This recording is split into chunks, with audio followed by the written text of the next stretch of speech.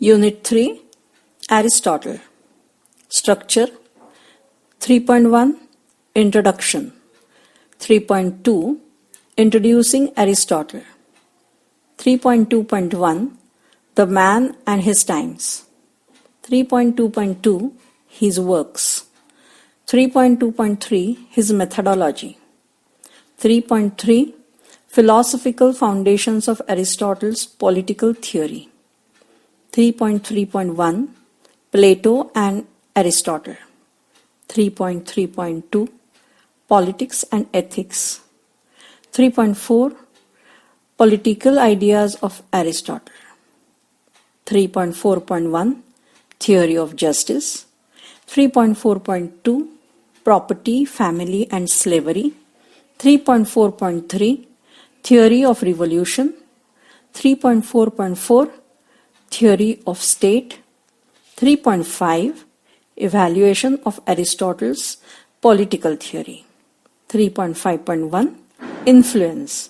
3.6, Summary. 3.7, Exercise. 3.1, Introduction.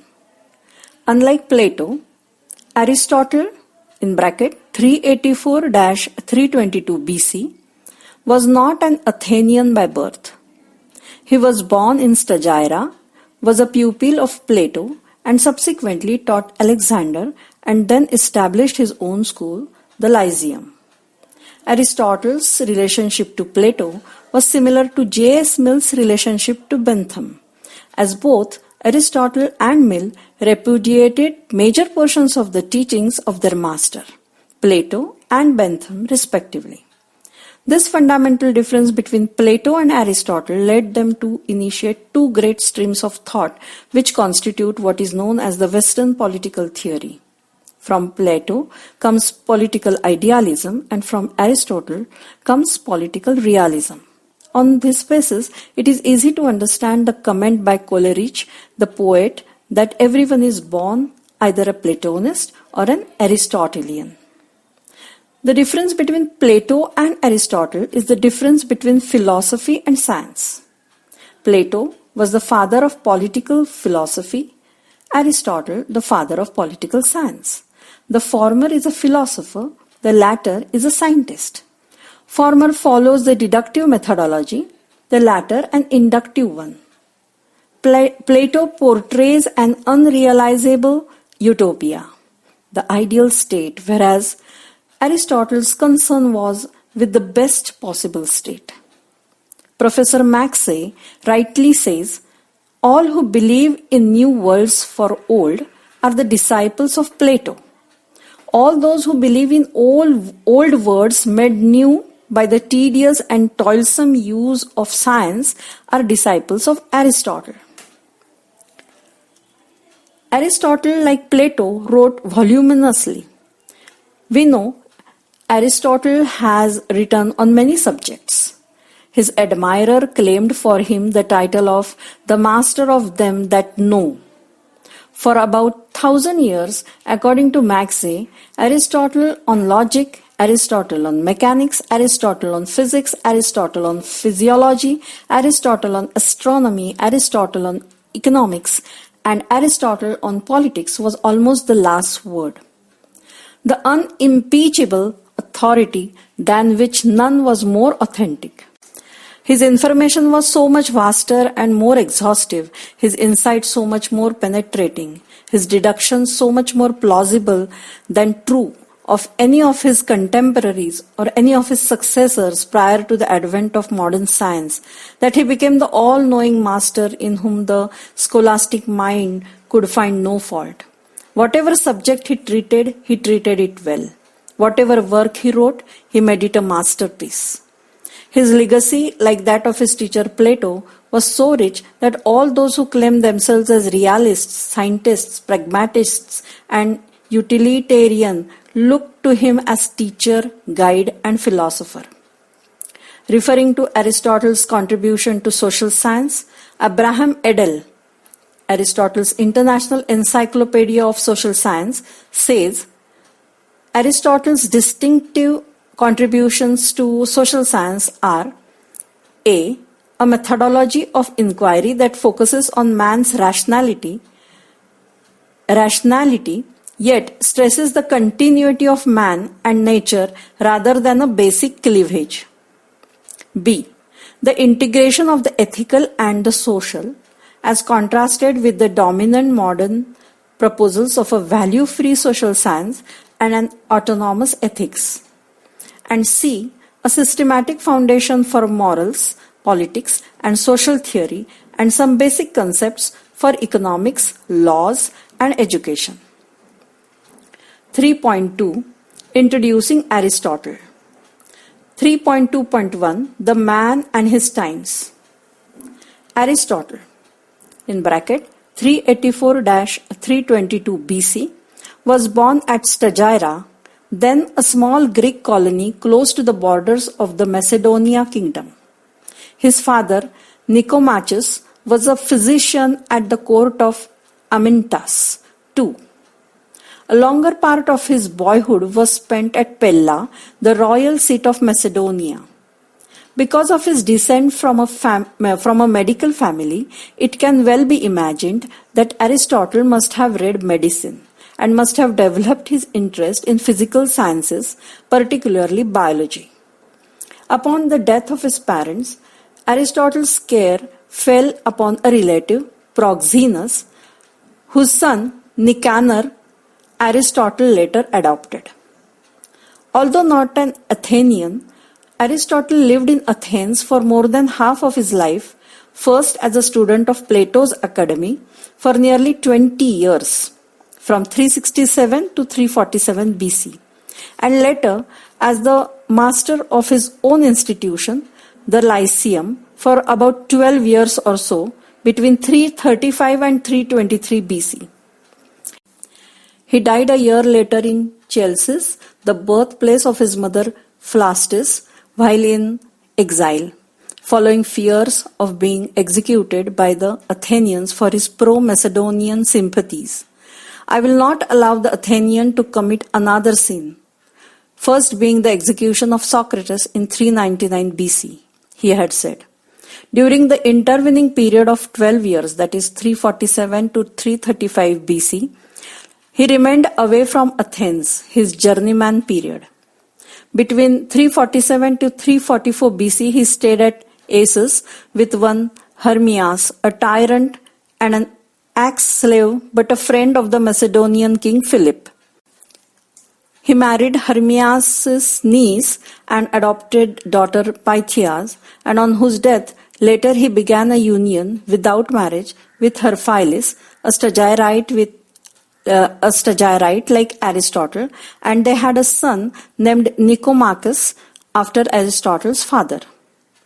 Aristotle's relationship with Hermias got Aristotle close to the Macedonian king whose son Alexander and later Alexander the Great was Aristotle's student for some time, much before the establishment of Lyceum in 335 BC.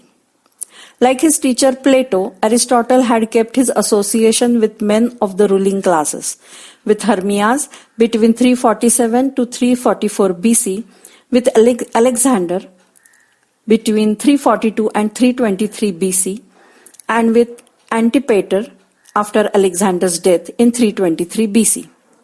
Such an association with rulers helped Aristotle's penetrating eyes to see the public affairs governed more closely.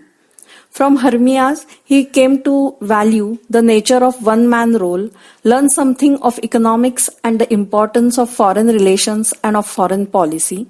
Some reference to these are found in his Politics. From Alexander, Aristotle got all possible help that could impress upon the collections. That is, Alexander is said to have utilized the services of about 800 talents in Aristotle's service and inducted all hunters, fowlers, and fishermen to report to Aristotle any matter of scientific interest. From Antipater came Aristotle's advocacy of modern polity and of the propertied middle class, something that Aristotle had advocated in Politics. From Lycurgus, the Athenian statesman, 338 to 326 BC, and a Platonist and Aristotle's classmate, Aristotle learned the significance of reforms which he made a part of his best practicable state. But that was not all that was Aristotle's. Aristotle indeed had his own too, his family background of looking at everything scientifically. Plato's impact over a period of 20 years, his keen observation of political events, his study of 158 constitutions of his time, and his elaborate studies at the Lyceum through lectures and discussions, all these combined to make him an encyclopedic mind and prolific writer. 3.2.2 His works.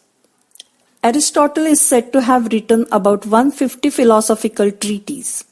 About the 30 that survive touch on an enormous range of philosophical problems from biology and physics to morals to aesthetics to politics. Many, however, are thought to be lecture notes instead of complete polished treatises, and a few may not be his but of members of the school. There is a record that Aristotle wrote 6 treatises on various phases of logic, 26 on different subjects in the field of natural sciences, 4 on ethics and morals, 3 on art and poetry, 1 each on metaphysics, economics, history and politics, and 4 or more on miscellaneous subjects. Aristotle's works can be classified under 3 headings: dialogues and other works of a popular character. 2. Collections of facts and material from scientific treatment. 3. Systematic works. Among his writings of a popular nature, the only one which we possess is the interesting tract on the polity of the Athenians. Works on the second group include 200 titles, most in fragments. The systematic treatises of the third group are marked by a plainness of style. Until Werner Jaeger, (Aristotle, Fundamentals of the History of His Developments, 1912), it was assumed that Aristotle's writings presented a systematic account of his views. Jaeger argues for an early, middle, and late period, where the early period follows Plato's theory of forms and soul, the middle rejects Plato, and the late period, including most of his writings, is more empirically oriented. It is not certain as to when a particular work was written by Aristotle. W. D. Ross, (Aristotle, 1953), presumes that Aristotle's writings appeared in the order of his progressive withdrawal from Plato's influence. The dialogues, especially in rhetoric, also the Gryllus, on the soul, also the Endemus, the Protrepticus, on philosophy, were written during Aristotle's stay in the academy. Dialogues like Alexander and on monarchy were written during the time or later when Alexander assumed power. To the period between 347 and 335 BC belong Aristotle's The Organon, the Physics, the De Deile, a part of De Anima, and the Metaphysics, the Eudemian Ethics, and a greater part of the Politics. All these are largely Platonic in character, but in the forms of dialogues. To the period of his headship of the Lyceum belong the rest of the works, notably the Meteorological, the works on psychology and biology, the Constitutions, the Nicomachean Ethics after his son and not father, Mycomachus from Herphilis, the Poetics and the Politics. Aristotle's political theory is found mainly in the Politics, although there are references of his political thought in the Nicomachean Ethics. His Constitutions analyzes the system of government on the basis of his study of about 158 constitutions. Notable among them is the Constitution of Athens. Aristotle's Politics, like any other work of his, has come down to us in the form of lecture notes. See Barker, The Political Thought of Plato and Aristotle, 1948, and consists of several essays written at various times about which the scholars have no unanimity. Jaeger argues that there is a distinction to be made between the original Politics, books 2, 3, 7, 8, which is Platonist in inspiration and which deals with the construction of the ideal state or the best possible, and the truly Aristotelian Politics, books 4, 5, 6, which contain a much more empirical grasp of how politics works to the real political world. Barker puts the order of the 8 books of the Politics on the basis of internal development of Aristotle's ideas. The first 3 books deal with the beginning of preliminary principles and criticism. The 4th and the 5th books, traditionally arranged as the 7th and 8th books, deal with the construction of the ideal or the best possible state. The last 3 books, that is the 6th to 8th, traditionally 4th to 6th, deal with the analysis of the actual states and also with the causes and cures of revolutions. 3.2.3 His methodology. Aristotle's methodology was different from Plato. While Plato adopted the philosophical method in his approach to politics, Aristotle followed the scientific and analytical methodology. Plato's style is almost poetic, of Aristotle, prose-like. Scientific as Aristotle's method of study is, it is at the same time historical, comparative, inductive, and observational. Barker comments that Aristotle's methodology is scientific, his work is systematic, his writings are analytical. Aristotle's each essay begins with the words, "Observation shows that." It is said that Aristotle had employed over 1,000 people for reporting to him anything of scientific nature.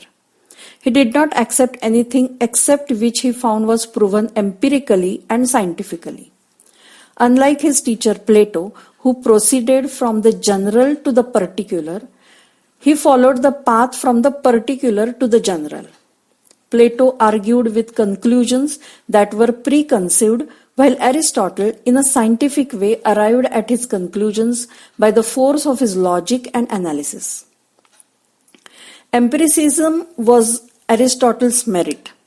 Aristotle's chief contribution to political science is to bring the subject matter of politics within the scope of the methods which he was already using to investigate other aspects of nature.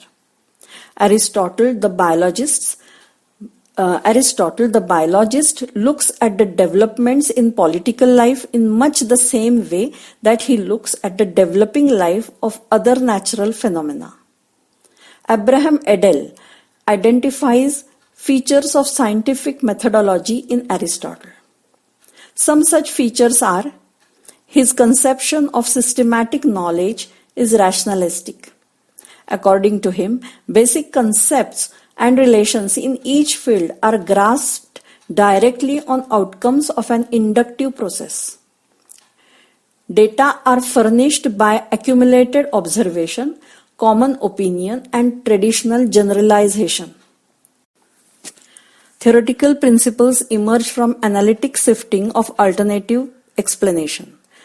The world is a plurality of what we would today call homeostatic systems, whose ground plan may be discovered and rationally formulated. Matter and form are relative analytic concepts. Dynamically, matter is centered as potentiality and form as culminating actuality.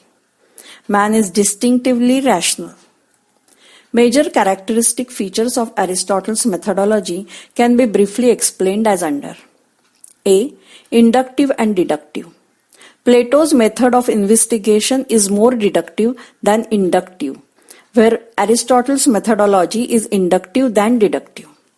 The deductive features of Aristotle's methodology are quite visible, though shades of Plato's reasoning remain in the margins. Aristotle's Nicomachean ethics does contain ideals of normative thinking and ethical life. Same is true about his politics as well. Like Plato, Aristotle does conceive a good life, his deductive thinking, but he builds good and honorable life on the inductive approach about the state as a union of families and villages which came into existence for satisfying the material needs of man. His inductive style compels him to classify states as he observes them, but he never loses sight of the best state that he imagines. B. Historical and comparative. Aristotle can claim to be the father of historical and comparative methods of studying political phenomena. Considering history as a key to all the secrets, Aristotle takes recourse in the past to understand the present.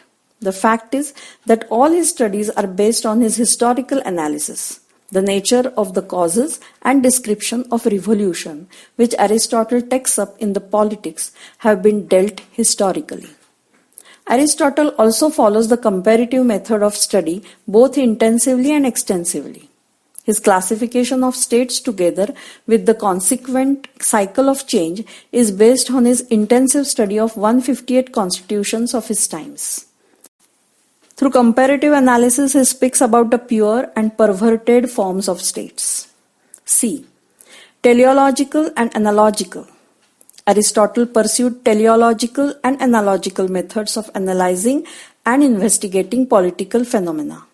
His approach was teleological, using the model of craftsmanship. Aristotle insisted that nature works like an artist, and in the process it seeks to attain the object for which it exists. Nature, Aristotle used to say, did nothing without a purpose. Man lives in society to attain his development. State helps man to achieve his end. Following his teacher Plato, Aristotle found much in common between a ruler and an artist, between a statesman and a physician. D. Analytical and observational.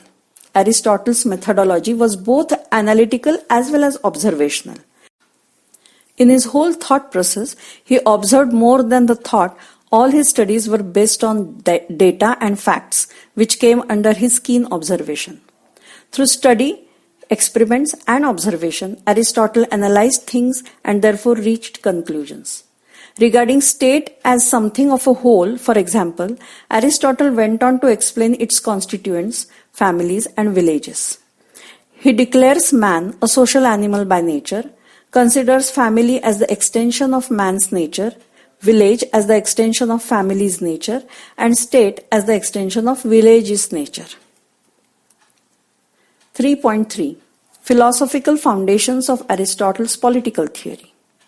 3.3.1. Plato and Aristotle. There was much that separated Aristotle from Plato, the pupil from the teacher. Their view about life was different. Their vision about the world was different. Their approaches were different, and accordingly they differed in conclusions. Max writes, where Plato let his imagination take flight, Aristotle is factual, arid, dull. Where Plato is eloquent, Aristotle is terse.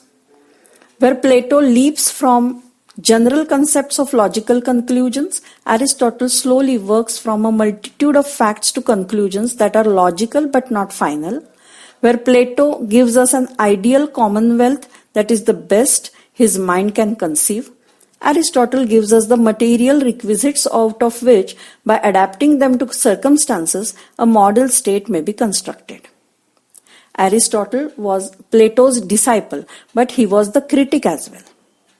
It is therefore common to project Aristotle against Plato, as Andrew Hacker, in his Political Theory 1961, really does.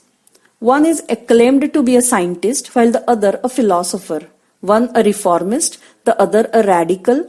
One willing to work and build on the actual state, the other anxious to recast the state afresh. On the farthest possible extreme, one advocating political realism and the other adhering to political idealism. One beginning with particular and ending at general, the other starting from the general and coming down to particular. Aristotle's criticisms of Plato were on the following grounds. His greatest complaint against Plato was that he made a departure from experience. Aristotle says, let us remember that we should not disregard the experience of ages. In the multitude of years, these things, if they were good, would certainly not have been unknown. He admitted Plato's works were brilliant and suggestive, but were at the same time radical and speculative. In brackets, see Sabine, A History of Political Theory, First Indian edition, 1973. Aristotle criticized Plato's state as an artificial creation, built successively in 3 stages with producers coming first and thereafter followed by the auxiliaries and the rulers. As an architect, Plato built the state. Aristotle, on the contrary, regarded the state as a natural organization, the result of growth and evolution. He says that if the numerous forms of the society before society were natural, so was natural the state as well. With Plato, Aristotle does recognize the importance of the state for the individual and also, like Plato, considers the state like a human organism, but unlike him, he does not think of the state as a unity. For Aristotle, the state was a unity in diversity. Aristotle did not agree with Plato on the notion of justice, for he, unlike Plato, found justice more in the realms of enjoying one's rights rather than performing one's duties.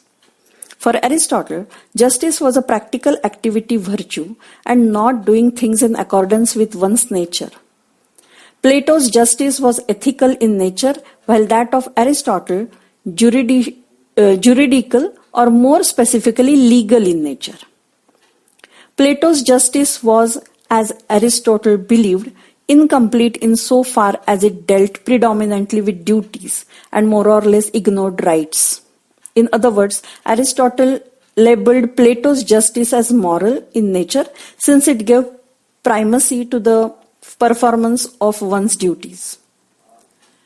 Aristotle did not approve of the 3 classes of Plato's ideal state, especially the guardians having the political power with them. He disagreed with the idea of one class, that is, guardians consisting of the rulers and the auxiliaries, enjoying all power of the state. To allow circulation, says David Young, between classes excludes those men who may be ambitious and wise but are not in the right class of society to hold any type of political power. Aristotle, he continues, looks upon his ruling class system as an ill-conceived political structure. Plato's Republic did not consider laws as important. He was of the opinion that where the rulers were virtuous, there was no need of laws, and where they are not, there the laws were useless. Aristotle realized the significance of laws and that rule of law was any day better than the rule of men, however wise those rulers might be. Even Plato realized the utility of laws and revised his positions in his laws. Aristotle doubted if Plato's community of wives and property would help produce the desired unity. Rather, he regards these devices as impracticable, for communism of property created conflicts, while that of the family led to a system where love and discipline within the family would evaporate. By providing communistic devices, Plato, Aristotle felt, had punished the guardians and deprived them of intrinsic love among the members of the family. Plato's communism created a family of the state which, according to Aristotle, led to a point where the state ceases to be a state. Sabine says, a family is one thing and a state is something different, and it is better that one should not try to age the other. Aristotle's criticism of Plato, violent as it is at times on grounds mentioned herein, is a matter of fact. But there is the other fact as well, and that is that there is a Plato in Aristotle. Foster, in bracket Masters of Political Thought, 1969, says Aristotle, the greatest of all Platonists that he is permeated by Platonism to a degree in which perhaps no great philosopher besides him has been permeated by the thought of another. Every page which Aristotle writes bears the imprint of Plato. In fact, Aristotle begins from where Plato ends up. The ideas expressed by Plato as suggestions, illusions, or illustrations are taken up by Aristotle. In bracket Dunning, A History of Political Theories, 1966 edition. It would not be unfair if the pupil is thought to be an extension of the teacher. Aristotle, instead of damaging Plato's ideals, builds on them. Ross points out, but of his, that is Aristotle's philosophical, in distinction from his scientific works, there is no page which does not bear the impress of Platonism. Both Plato and Aristotle start with ideal, examine the actual, and stop at the possible. There is in each a belief in natural inequality, in the dominance of reason over the passion, in the self-sufficing state as the only unit necessary for individual development. Like his teacher Plato, Aristotle thinks that the ethical perfection of man is possible only in a state, and that the interest of the state is the interest of those who constitute it. Indeed, Aristotle's criticism of Plato cannot be ignored, and in fact, he had no regrets on that count. Will Durant rightly says, as Brutus loves not Caesar less, but Rome more, so Aristotle says, dear is Plato, but dearer still is the truth. So writes Ebenstein, Plato found the corrective to his thinking in his own student.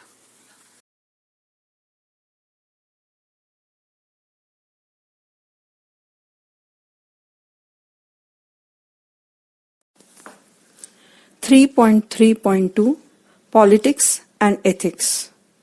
Aristotle is not a philosopher of Plato's type, but the philosophical basis of his political ideas cannot be ignored. There is a philosophical basis in whole of his political theory. There is a belief of God in Aristotle. This provides a spiritual outlook to him, considering God as the creator of everything. According to him, every phenomenon has two aspects, form and matter. As against Plato, Aristotle gives significance to what constitutes matter, whereas Plato believes that whatever is visible is the shadow of the form. Aristotle, on the other hand, is convinced that what is visible is also important insofar as it is itself the result of numerous elements constituting it. The form only activates it, guides it, and helps it to attain its end, which is ethical. Aristotle also believes that man's soul has two parts, logical and illogical, and through ethical virtues, man attains rationality, the logical part of the soul. Aristotle is a political realist, but in it, he has not lost sight of politics existing to achieve its moral ends. In fact, Aristotle does not regard politics as a separate science from ethics. Politics is the completion and a verification of ethics. To say it in other words, politics is, in Aristotle's views, continuation of and continuation with ethics. If one would like to put Aristotle's point, one would say that as it is part of human nature to seek happiness, it is also a part of human nature to live in communities. We are social animals, and the state is a development from the family through the village community, an offshoot of the family, formed originally for the satisfaction of natural wants. State exists for moral ends and for the promotion of the family, formed originally for the satisfaction of natural wants, for moral ends and for the promotion of the higher life. The state is a genuine moral organization for advancing the development of human beings. In Nicomachean Ethics, Aristotle clearly says, we regard the object of politics as supreme, which is the attainment of a good and honorable life of the members of the community. Ethics guides his political theory, seeking the correlation of political and ethical life. His Nicomachean ethics is an inspiration to his politics. 1. For Aristotle, the state is not merely a political community. It is at the same time a government, a school, an ethics, and culture. It is what expresses man's whole life, gives man a good life, which in turn means a moral and ethical living. 2. In his Nicomachean ethics, he describes the moral qualities a man should possess. In politics as well as he points out the qualities of a citizen. A good man can only be a good citizen. As in a good man, so in a good citizen, there ought to be qualities such as cooperation, tolerance, self-control, qualities which Aristotle says are imbibed by practice. Thus, practice helps attain qualities and politics helps achieve ethical ends. 3.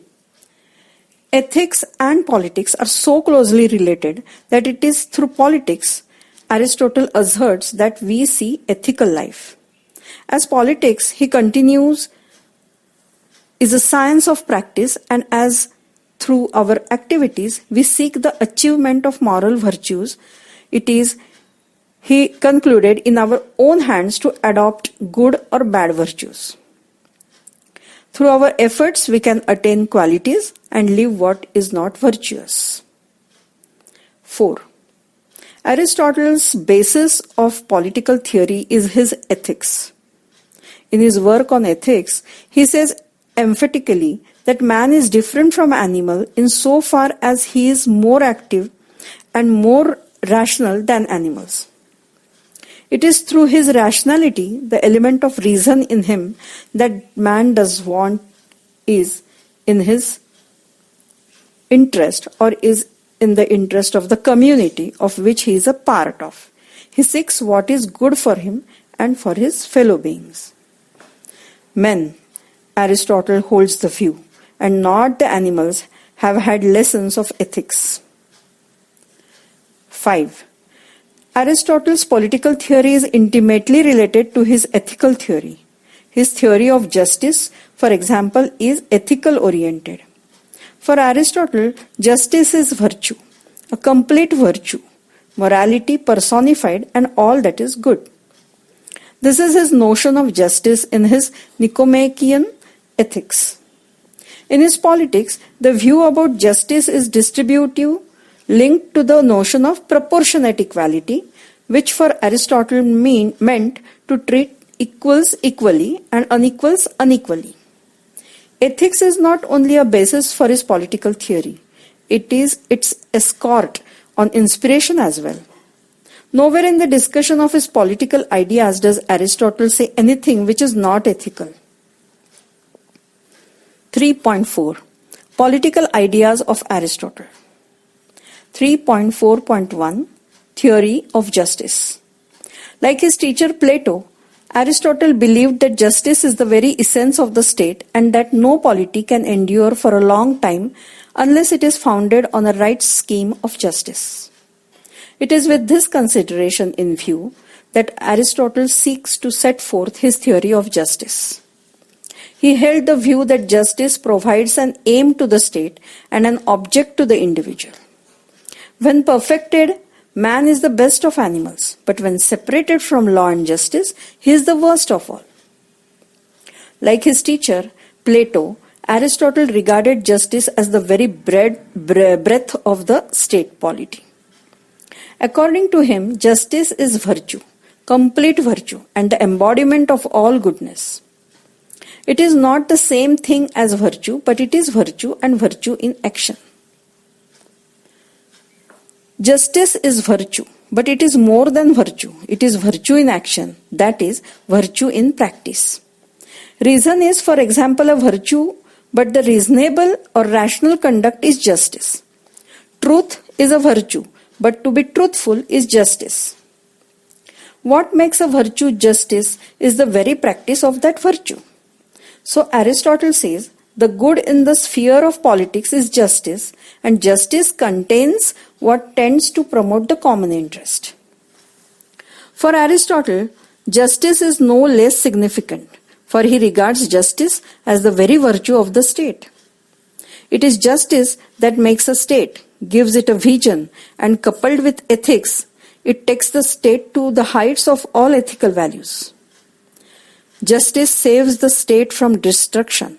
It makes the state and political life pure and healthy. Ross says, Aristotle begins by recognizing two senses of the word. By just, we may mean what is lawful or what is fair and equal. For Aristotle, justice is either general or it is particular justice as a part of general justice.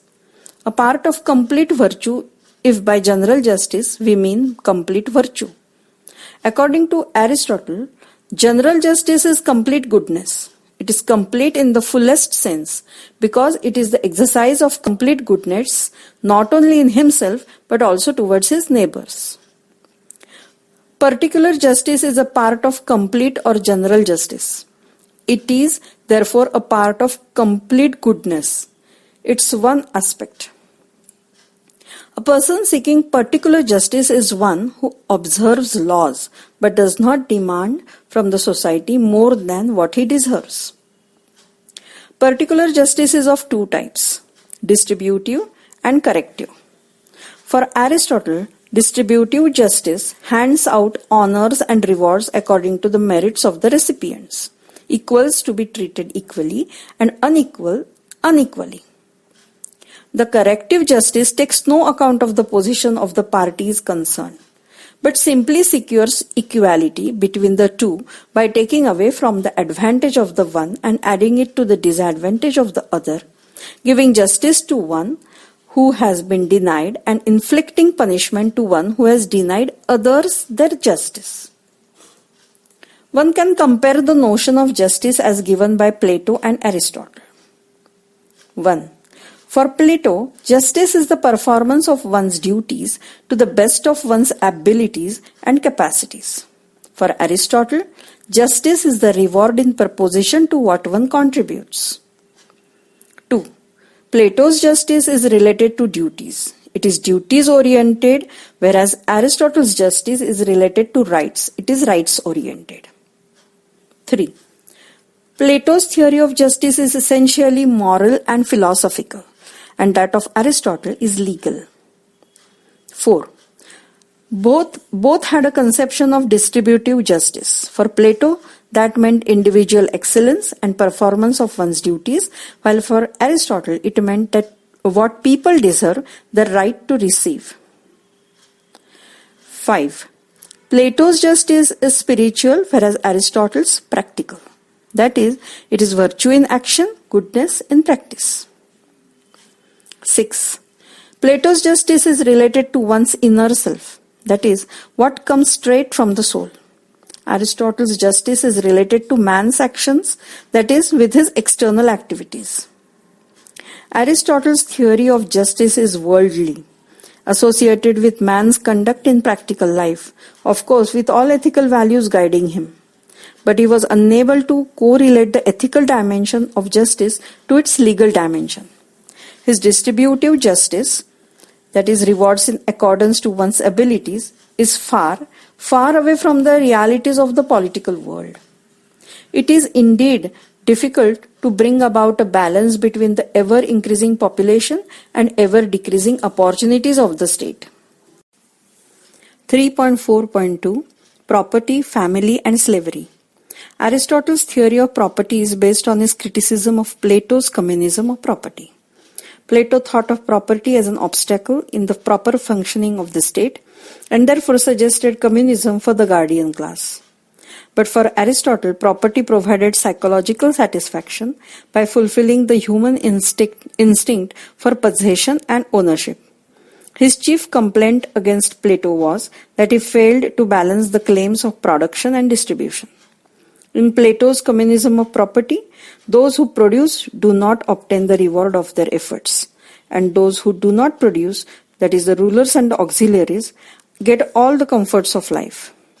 His conclusion, therefore, is that communism of property ultimately leads to conflicts and clashes. He was of the opinion that property is necessary for one who produces it, and that for that matter, necessary for all. Professor Mackay expresses Aristotle's voice when he says, "Man must eat, be glad, have shelter, and in order to do so, must acquire property. The instinct to do so is as natural and proper as the provision nature makes in supplying wild animals, and the means of satisfying the needs of sustenance and production. Property is necessary," Aristotle says himself.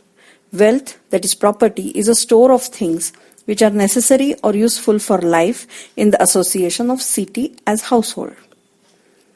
According to Aristotle, property is a part of the household, and the art of acquiring property is a part of managing the household. For no man lives well, or indeed live at all, unless he is provided with necessaries. With regard to the ownership of property, Aristotle referred to 1. Individual ownership and individual use, which is for Aristotle the most dangerous situation. 2. Common ownership and individual use, a situation which can begin with but would end up in capitalism. It is also not acceptable. 3rd, common ownership and common use, a device invariably impracticable. 4. Individual ownership and common use, a device generally possible and equally acceptable. Aristotle says property ought to be generally and in the main private but common in use. Private property is essential and therefore is justified, is what is Aristotle's thesis, but it has to be acquired through honest means. Of all the means of acquiring wealth, taking interest is the most unnatural method. Aristotle was also against amassing property. So he said, to acquire too much wealth, that is property, will be as gross an error as to make a hammer too heavy. As against Plato, Aristotle advocated the private family system. According to Aristotle, family is the primary unit of social life, which not only makes society but keeps it going. Criticizing Plato's communism of families, Aristotle writes, "For that which is common to the greatest number has the least care bestowed upon it. Everyone thinks chiefly of his own, hardly at all of the common interest, and only when he is himself concerned as an individual. For besides other considerations, everybody is more inclined to neglect something which he expects another to fulfill. As in families, many attendants are often less useful than a few. Each citizen will have 1,000 sons who will not be his sons individually, but anybody will be equally the son of anybody, and therefore will be neglected by all alike."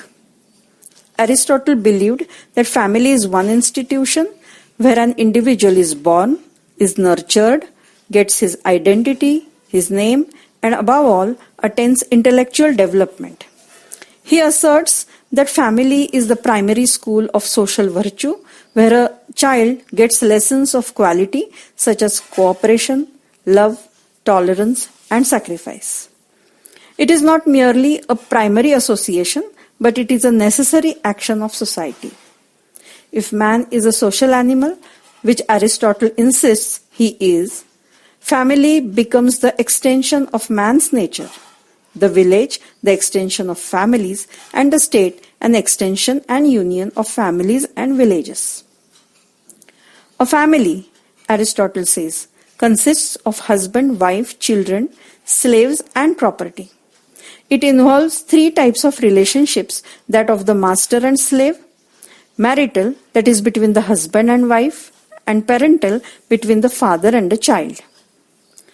The master, Aristotle held, rules the slave. The husband rules the wife. Aristotle regards women inferior to man, an incomplete male. And the father rules the son. With his belief in patriarchy, Aristotle wanted to keep women within the four walls of the house, good only for household work and reproduction and nurture of the species. For him, man is the head of the family. Likewise, Aristotle affirmed that man is superior to woman, wiser than the slave, and more experienced than the children. Aristotle was convinced that family is the very unit which makes up ultimately the state, from man to family, families to village, from villages to the state. That is how the natural growth of the state takes place. Aristotle's views on family are quite different from Plato's, and yet Aristotle is philosophically no better than Plato. Plato regards filial affection contrary to the interests of the ideal state. Aristotle makes families the very basis of the state, for he upheld the divide between the public and private sphere. This view was later incorporated and elaborated by the liberal feminists like Mary Wollstonecraft and J.S. Mill. Aristotle justifies slavery, which in fact was the order of the day.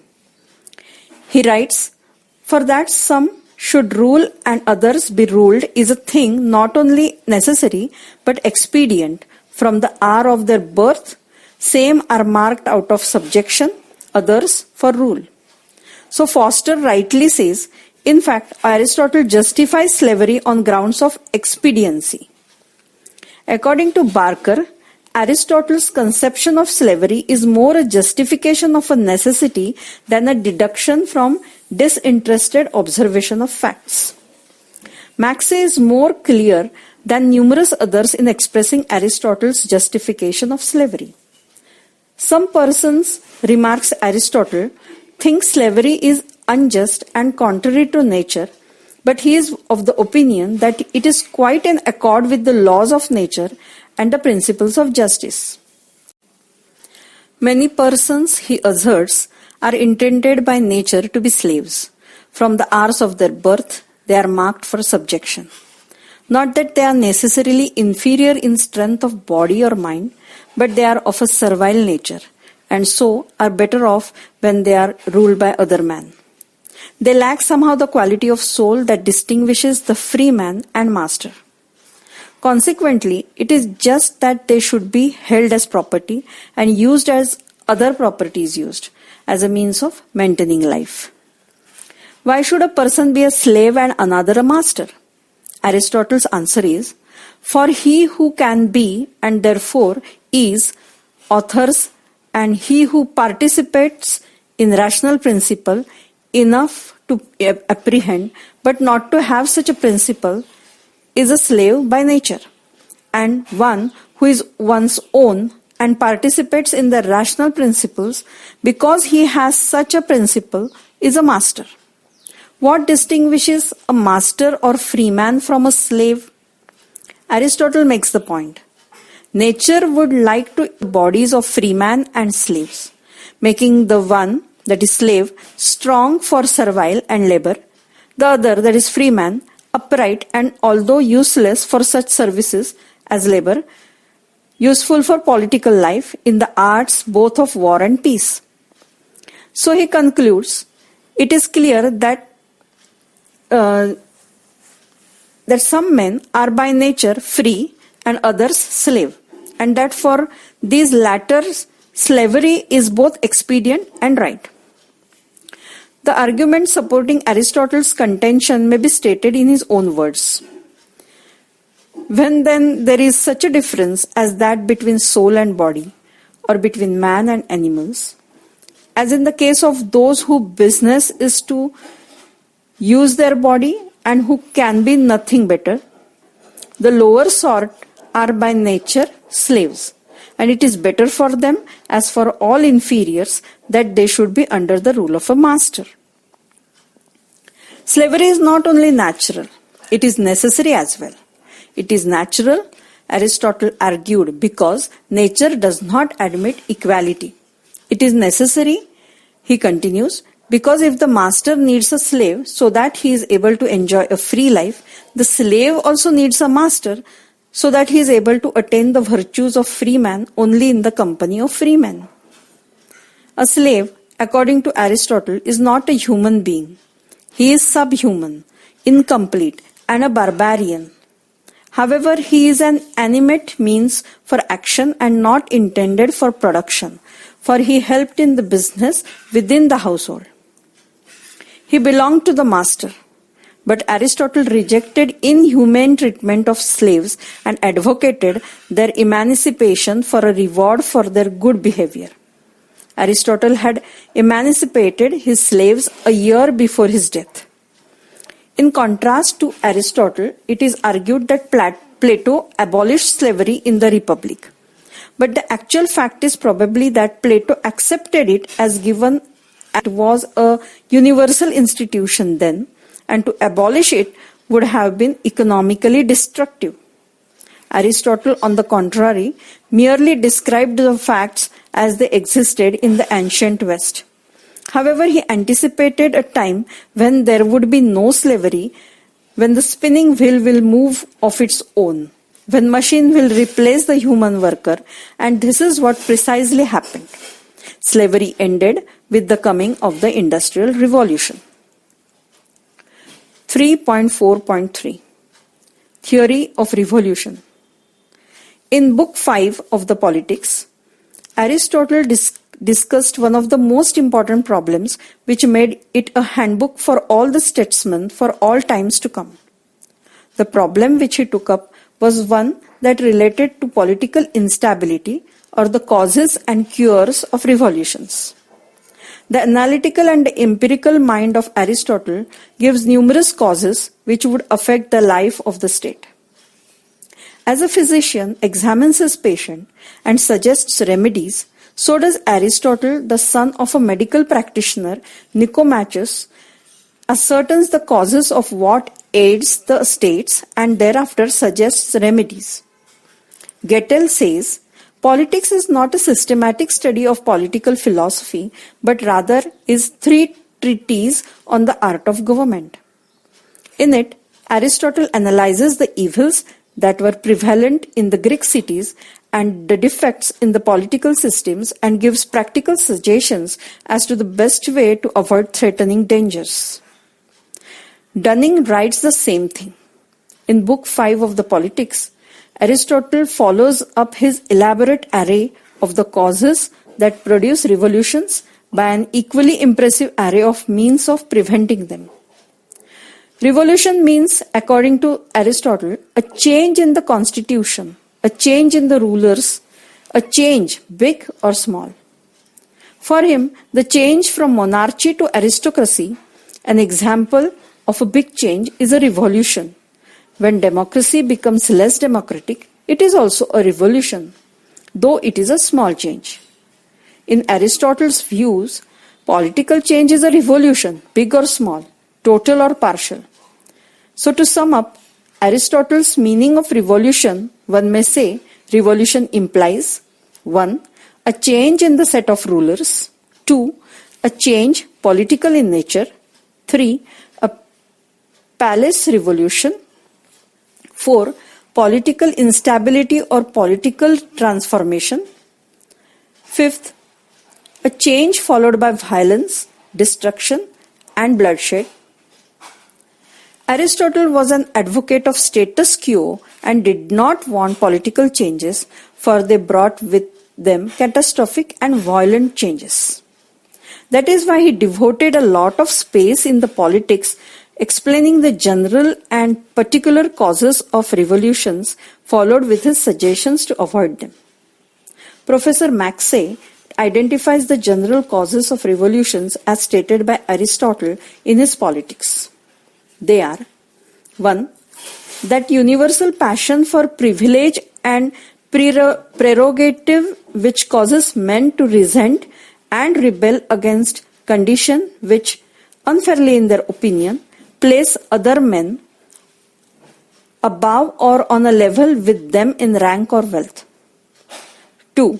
The overreaching insolence or avarice of rulers or ruling classes which causes men to react against them.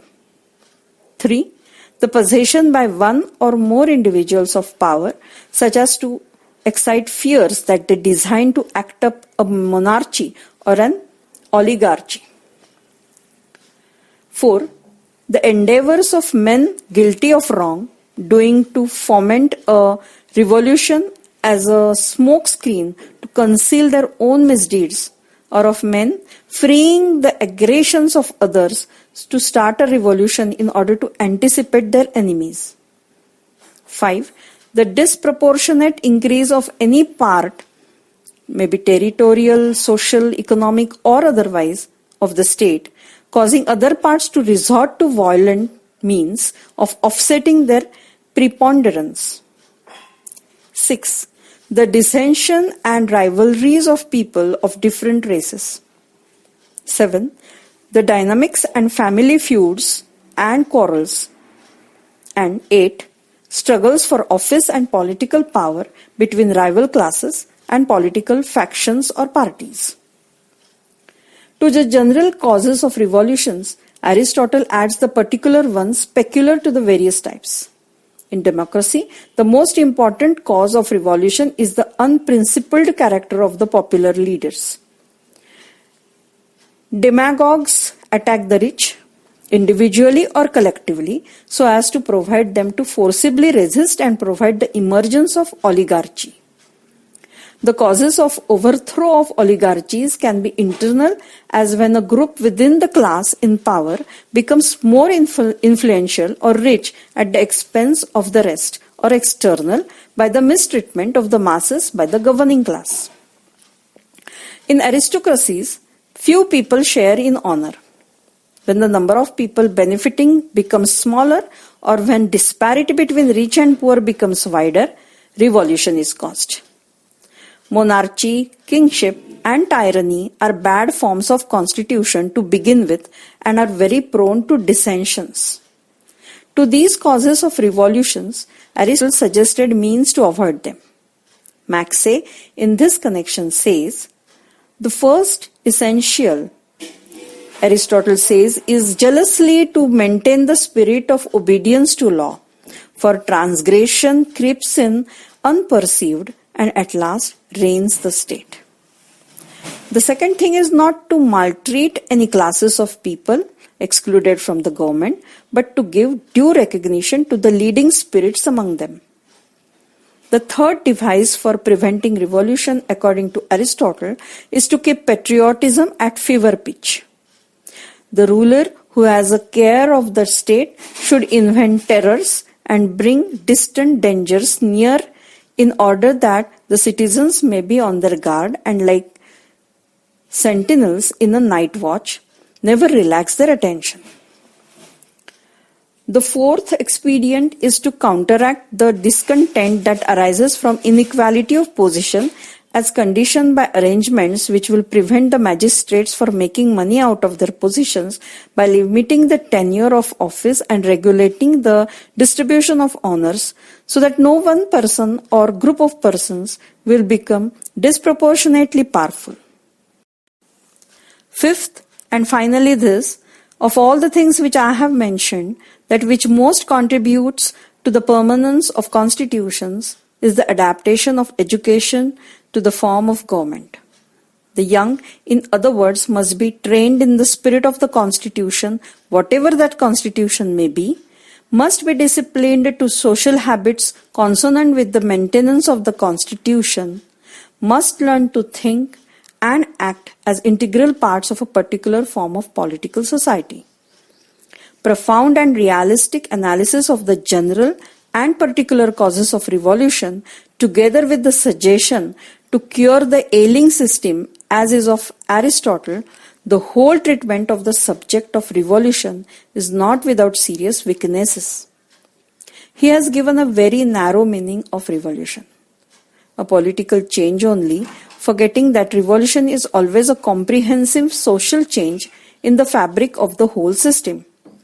He also has a negative role for the revolution, that is, brings with its destruction, violence and bloodshed, without recognizing the fact that revolutions, as Marx had said, are locomotives of history, Violence only a non-significant attending characteristic of that wholesome change. With Aristotle, revolution should be kept away, making him the status quoist of his times. 3.4.4 Theory of State. For Aristotle, as with Plato, the state, that is polis, is all important. Both Plato and Aristotle see in the polis more than a state. The polis is for both a community as well as a state, state as well as a government, government as well as a school, school as well as a religion. What is more is the fact that both regard the polis as a means for the attainment of complete life. The state with Aristotle, as with Plato too, began for the satisfaction of basic wants, but as it developed, it came to perform more elevated aims essential for good life. Aristotle says, but a state exists for the sake of a good life and not for the sake of life only. The characteristic features of Aristotle's theory of state can be briefly stated as under. 1. The state for Plato is a natural organization and not an artificial one. Unlike Plato's ideal state, Aristotle's state is not structured or manufactured, not a make, but is a growth, growing gradually out of villages, villages growing out of families, and the families out of man's nature, his social instincts. The state has grown like a tree. Point number 2. The state is prior to the individual. It is so in the sense the whole is prior to the past. The state, Aristotle says, is by nature clearly prior to the family and the individual, since the whole is of necessity prior to the past. For example, if the whole body be destroyed, there will be no foot or hand, except in an equivocal sense, as we might speak of a stone hand, for when destroyed, the hand will be no better than that. But things are defined by their working and power, and we ought not to say that they are the same when they no longer have their proper quality, but only that they have the same name. The proof that the state is a creation of nature and prior to the individual, he continues, is that the individual, when isolated, is not self-sufficing, and therefore he is like a part in relation to the whole. But he who is unable to live in society, or who has no need because he is sufficient for himself, must either be a beast or a god. He is no part of a state. Point number 3. The state is not only an association or union as Aristotle calls it, but is an association of associations. The other associations are not as large as is the state. They are specific and therefore limited in their objective and essence. The state, on the other hand, has general and common purposes and therefore has large concerns as compared to any or other associations. Point number 4. The state is like a human organism. Aristotle is of the opinion that the state, like the human organism, has its own parts, that is the individuals. Apart from the state, he argues, the individuals have no importance, and separated from the body, the parts have no life of their own. The interest of the part of the body is inherent in the interest of the body. What separate interests a hand has when away from the body? Likewise, the interest of the individuals is inherent in the interest of the state. Point number 5. The state is a self-sufficing institution, while the village and the family is not. The self-sufficient state is higher than the families and the villages. It is their union. As a member of the family, the individuals become social. Point number 6. The state is not, Aristotle says, a unity which it is for Plato. Plato seeks to attain unity within the state. Aristotle too seeks to attain the unity, but for him it is unity in diversity.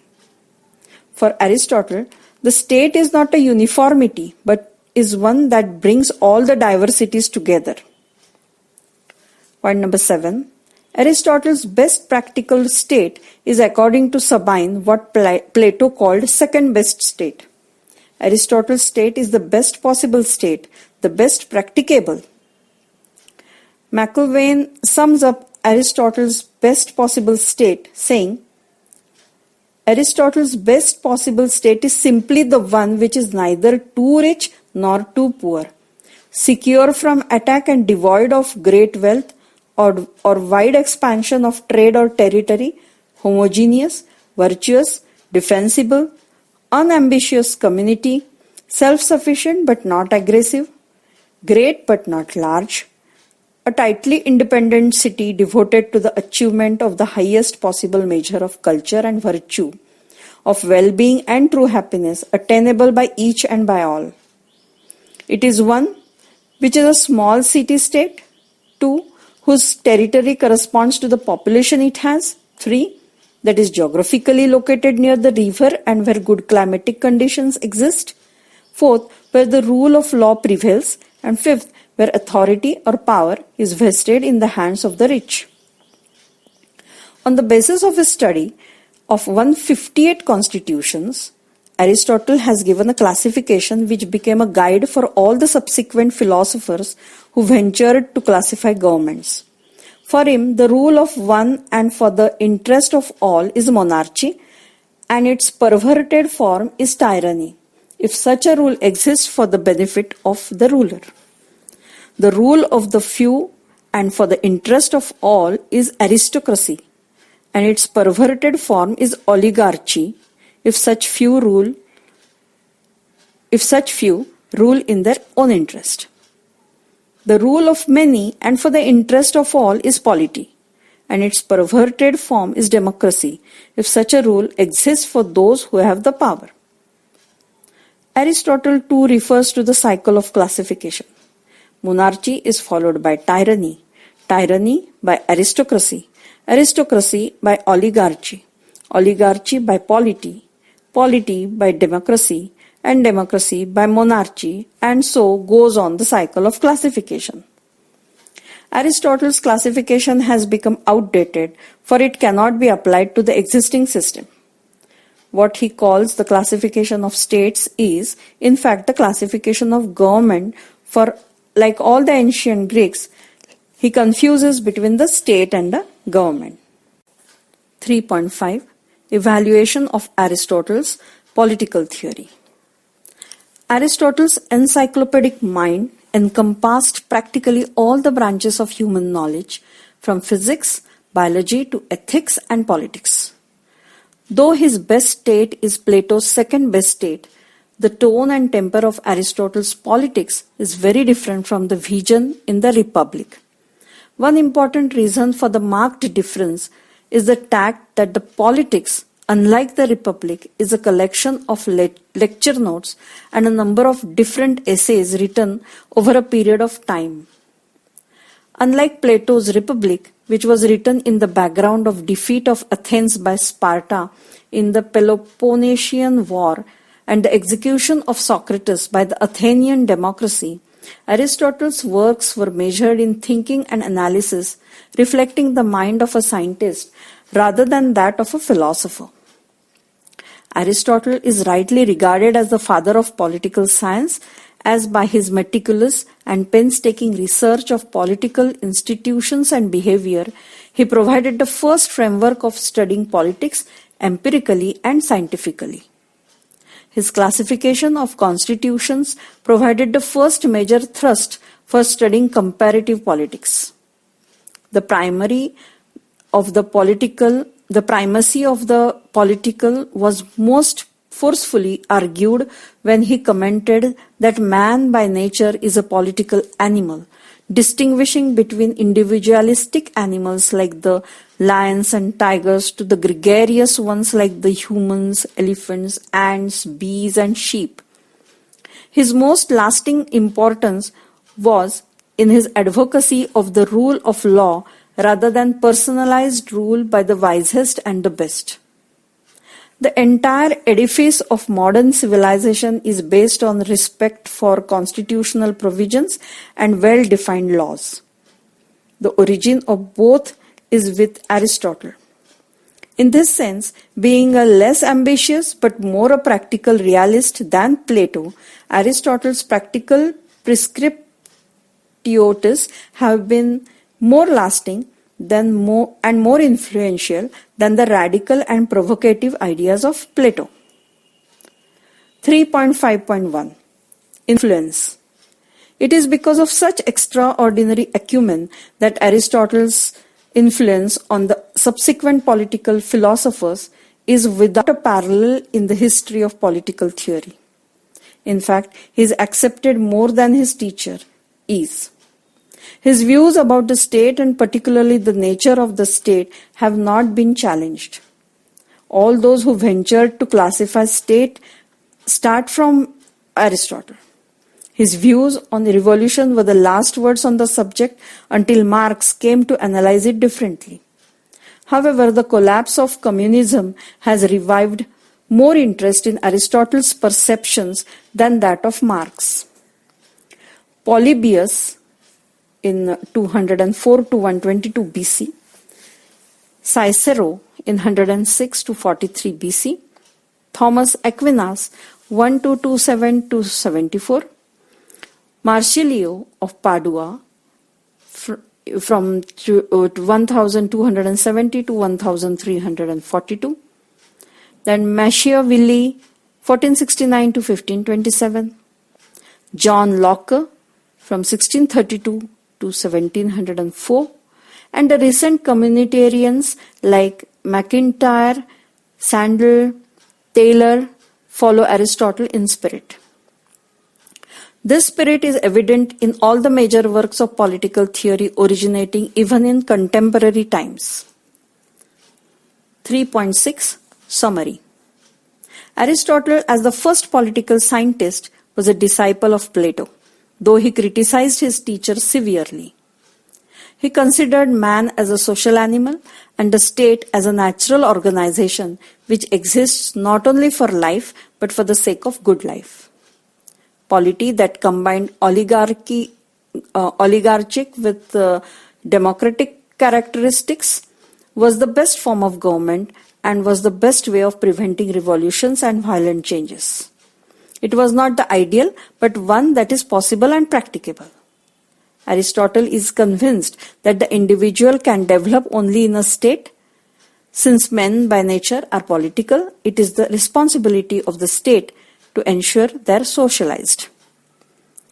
True to the times he belonged, Aristotle is an advocate of inequality, for he considered men as unequal.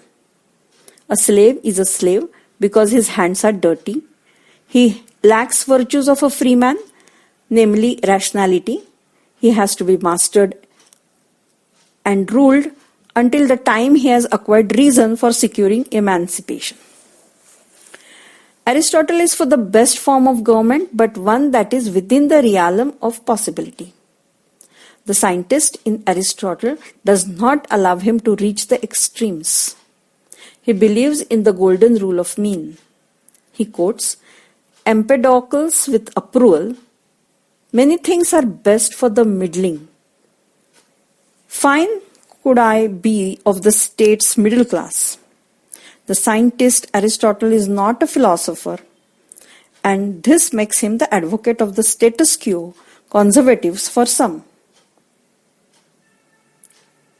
3.7 Exercises. Question number 1. Evaluate Aristotle's criticism of Plato. Question number 2. Discuss Aristotle's theory of justice and compare it with that of Plato. Question number 3. State and examine Aristotle's theory of slavery. Question number 4. Aristotle is a status quoist. In the light of this statement, examine Aristotle's views on revolution. Question number 5. Critically examine Aristotle's theory of state.